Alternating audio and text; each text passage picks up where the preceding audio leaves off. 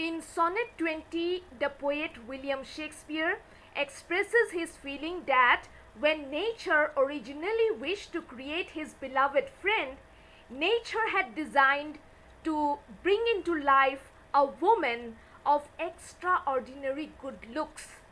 This is the reason why the face and features of his friend resemble those of females. Yet, the poet also goes on to say that while nature was at her work, she changed her mind about creating a woman and made a man instead. The result was that the poet got deprived of the opportunity to make love to his friend. He couldn't love his friend sexually since both of them belonged to the same sex. However, the women enjoy a much better position. They now have the chance to enjoy sexual pleasures by getting into a relationship with this handsome man, while the poet himself can only admire his friend's good looks from a distance. Welcome back to the channel, friends. This is Mehjabeen. Let's move on with the summary of Sonnet 20. The poet begins the sonnet by addressing his beloved friend, says that he possesses the face and features of a woman, and that nature had painted those features with her own hands. The fair young friend has total control over the passions of the poet. At the same time, he is also the object of the poet's desire.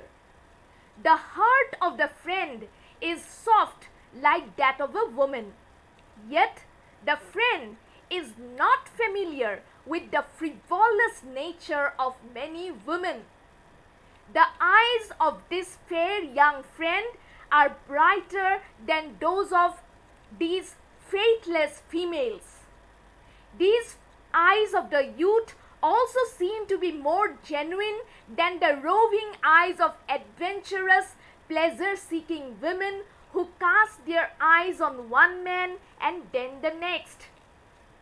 Unlike the eyes of these fickle-minded women, the eyes of the fair youth cast a golden hue on whomsoever the poet's beloved chooses to look at. In form, the fair youth is a man, yet he has been blessed with the best features of both men and women. He is so good looking that men cannot help but admire his physical form from a distance. Even women get totally bewitched by his looks. No doubt, the young man was created as a woman at first. However, nature herself began to adore him a lot, and this was the reason why nature decided to make him a man.